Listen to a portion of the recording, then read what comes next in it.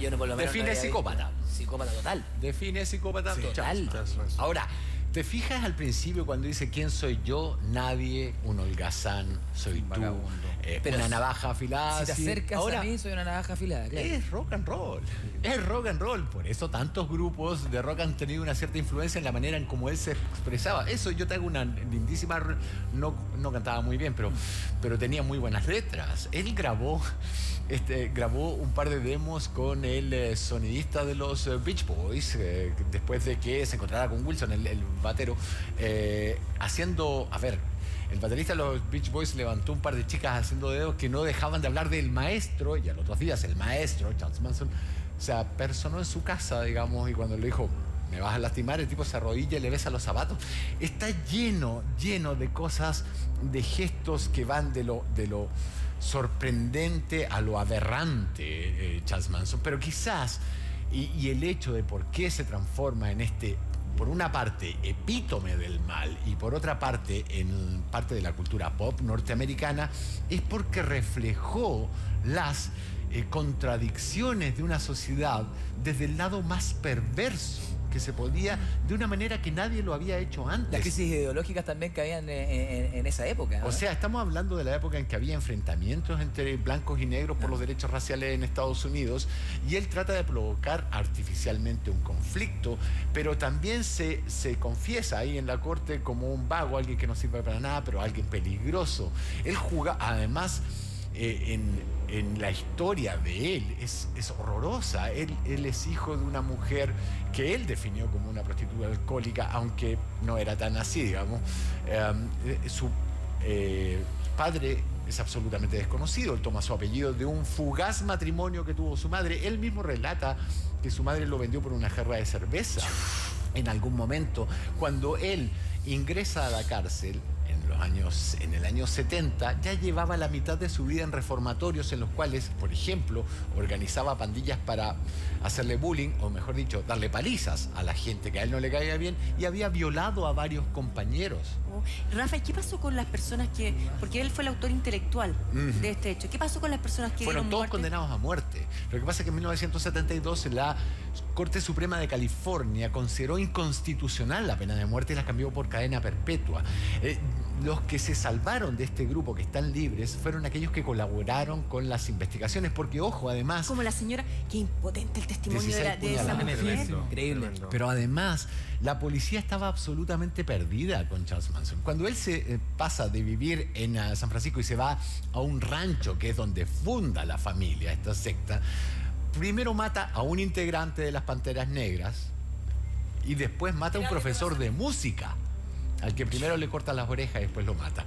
Una de sus seguidoras cae presa por otra causa y no puede evitar fanfarronear sobre esto en la cárcel, y ahí la policía encuentra el vínculo que lo lleva a Charles Manson, que lo lleva al crimen de primero de Sharon Tate y después de la Bianca, porque además esto es en una muestra muy psicopática de su poder. Él manda a matar a Sharon Tate y sus amigos una noche, y 2 noches después selecciona una casa al azar y dice, entren ahí. Oye, en estos mismos días a través de internet, y ha habido en la historia también distintos homenajes, por ejemplo, de Marilyn Manson. A ver si tú nos puedes hablar de eso, Rafa. Marilyn Manson y también una canción que entiendo que grabaron los Guns N' Roses, una canción de Charles Manson que grabaron en su minuto. Sí, lo que pasa es que o sea, ¿por qué Marilyn Manson se pone Marilyn Manson? Por los 2 íconos culturales más grandes de los Estados Unidos.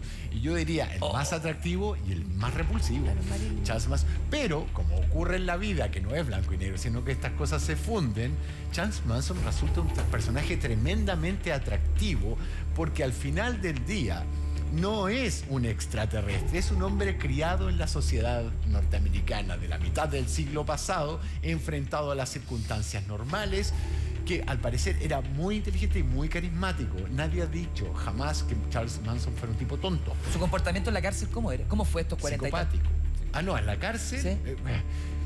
Leía la Biblia en el patio. Era vegetariano radical. A veces no jugaba ajedrez solo. Era una persona por eso digo, él tiene problemas, tiene trastornos psicológicos Estuvo graves. además en situación de aislamiento mucho tiempo. Y Estuvo por el años riesgo aislado. de que lo ¿Y él Claro. contó esos pasajes de su juventud? ¿Él mismo los contó? Hay libros, hay investigaciones y hay otras cosas que ha contado él. Pero también existe un detallado registro de los reformatorios donde entró. Su primer asalto a mano armada fue a los 13 años. Además, Rafa, han sido como utilizadas también en canciones, las grabaciones, las propias palabras de Charles Manson.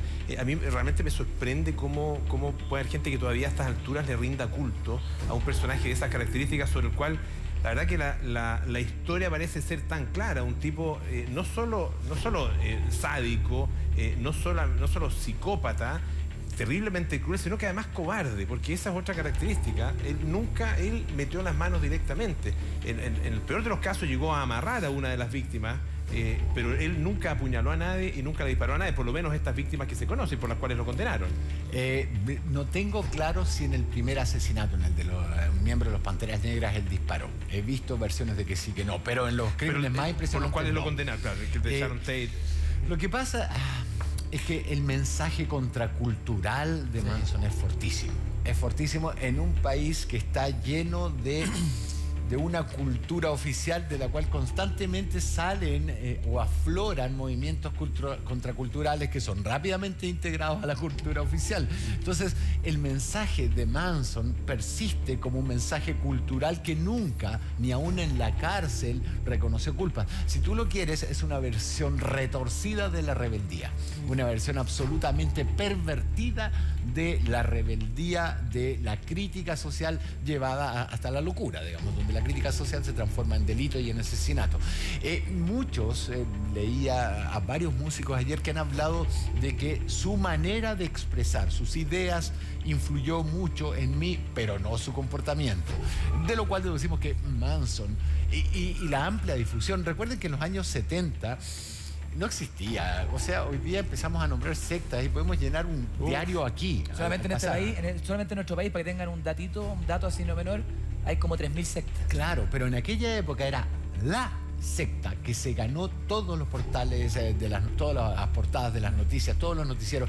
Y el juicio, que duró 9 meses y medio, fue transcrito completo, transmitido, desmenuzado, en lo que, a ver, O.J. Simpson tal vez, pero acá no hablabas de alguien que se declaraba inocente, hablabas de alguien que se declaraba culpable y que pormenorizaba los horrores. ¿Cuál era el discurso que había detrás de Charles Manson? Porque en el fondo uno dice... Él lo dijo, yo no obligué nunca a nadie. Sí, pero creo que, pero ¿qué es lo que él propone? ¿Por qué es tan atractivo para un sector de la población norteamericana? ¿Qué propone en su mensaje? Él proponía el Helter Skelter, el apocalipsis final, donde ciertos elegidos iban a convertirse en líderes por mérito propio. No sé de qué méritos habla él. Él lo atribuye a un mensaje que los Beatles pusieron exclusivamente para él, digamos. Todo muy digno de sectas con características de líder carismático. Es que sí, me estoy acordando de Antares de la Luz. Exacto. Cuando también él recibía, ¿te acuerdas que decía que recibía mensajes de Chayanne? Sí. O sea, que a eso lo hacía tan burdo. Pero era burdo. Pero en el fondo quería decir, tiene similitudes incluso burdas. Mira, lo que No me ocurre... acordaba de ¿Te acuerdas o no? Yo acá voy a hablar... Y no era del único, habían otros artistas. Sí, otros artistas. Era bien burdo eso. Acá voy a hablar de una característica de que debe haber mucha gente que sepa más que yo, y si me equivoco estoy muy dispuesto a aceptar la crítica, pero hay una profunda búsqueda de sentido a partir del siglo pasado de la humanidad completa. La búsqueda de sentido que durante años proveyó la religión y después la ilustración y la ciencia, se fueron en determinado momento del siglo pasado, se volaron, se fueron con el viento. Y en esa profunda búsqueda de sentido aparecen estos líderes mesiánicos que antiguamente se plegaban a religiones, a movimientos, y que ahora son líderes sectarios, que aíslan a las personas de sus familias, que las quitan de sus grupos primarios, que son quienes les dan la cordura al final del día. El día que tú tienes un problema, que algo te atormenta, tú hablas con tu familia. Claro. Las sectas lo que hacen es aislarlo.